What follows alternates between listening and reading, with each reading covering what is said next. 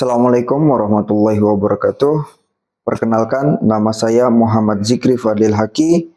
Saat ini saya bertugas di SMP Negeri 134 Jakarta. Selamat menyaksikan video saya. Pembelajaran bahasa Indonesia pada era modern menuntut pendekatan yang inovatif dan adaptif untuk memenuhi kebutuhan siswa yang beragam. Salah satu metode yang dapat menjawab tantangan ini adalah pembelajaran berdiferensiasi.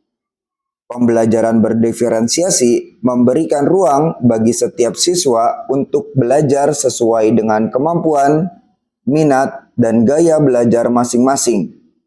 Dalam hal ini, materi makna konotasi dan denotasi menjadi landasan penting dalam memperkaya pemahaman siswa terhadap bahasa dan makna di balik kata-kata. Namun, tantangan yang sering muncul adalah bagaimana menyampaikan materi ini dengan cara yang menyenangkan dan relevan bagi setiap siswa tanpa menghilangkan esensi pembelajaran itu sendiri. Dengan pendekatan berdiferensiasi, guru dapat merancang strategi pembelajaran yang tidak hanya menyesuaikan dengan kebutuhan individual, tetapi juga menciptakan suasana kelas yang interaktif dan menyenangkan. Selain itu, siswa juga merasa batinnya bahagia dan selamat sesuai perkataan Ki Hajar Dewantara. Pendidikan dan pengajaran di dalam Republik Indonesia harus berdasarkan kebudayaan dan kemasyarakatan bangsa Indonesia menuju ke arah kebahagiaan batin serta keselamatan hidup. Untuk mengatasi tantangan pada materi konotasi dan denotasi, beberapa langkah strategis diambil guna memastikan semua siswa dapat memahami materi sesuai dengan kebutuhan dan gaya belajar mereka. Langkah pertama yang dilakukan adalah mencari tahu profil belajar siswa, khususnya gaya belajar mereka. Berdasarkan hasil tes gaya belajar, dari 34 siswa, 11 siswa bergaya visual, 12 siswa bergaya audio, dan 11 siswa bergaya kinestetik. Dengan data ini, saya memfasilitasi ketiga gaya belajar tersebut dengan penayangan salindia dan video, pelaksanaan ice breaking, tebak, tepuk, dan tangkap, dan permainan tebak gaya konotasi. Selain itu, penggunaan aplikasi Quizizz dan Padlet memberikan variasi pembelajaran agar lebih interaktif dan menyenangkan. Tahap awal pembelajaran, setelah berdoa, saya meminta salah satu siswa untuk memberikan kata bijak. Siswa itu memberikan kata bijak.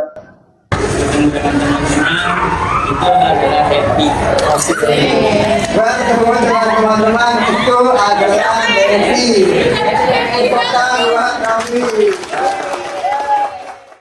Setelah itu, saya meminta murid untuk membacakan tujuan, materi, dan kegiatan dalam pembelajaran ini. Selanjutnya, saya memberikan ice breaking untuk menstimulus konsentrasi dan fokus siswa. Ice breaking yang saya berikan adalah tepak, tepuk, dan tangkap.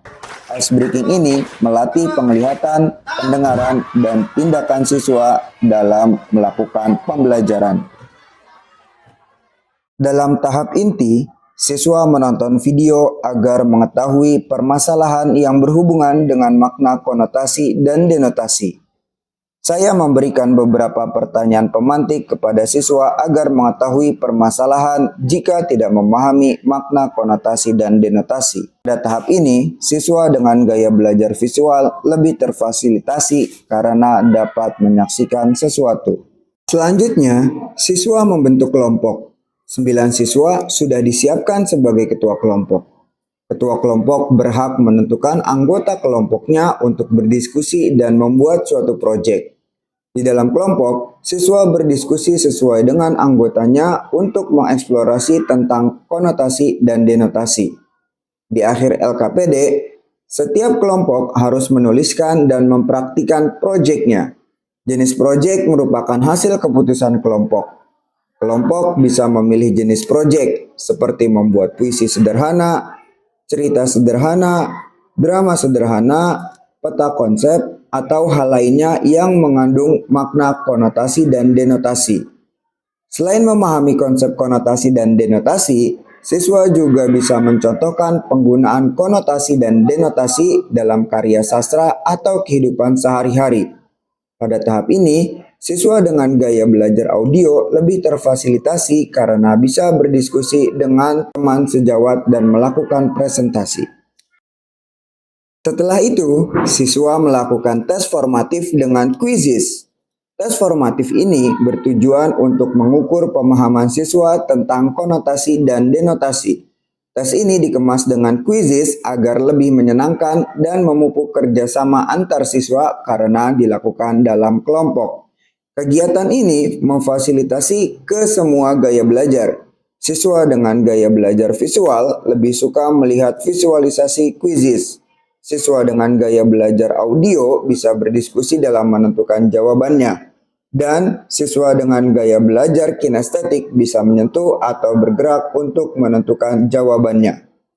Tahap akhir inti diisi dengan permainan tebak gaya konotasi.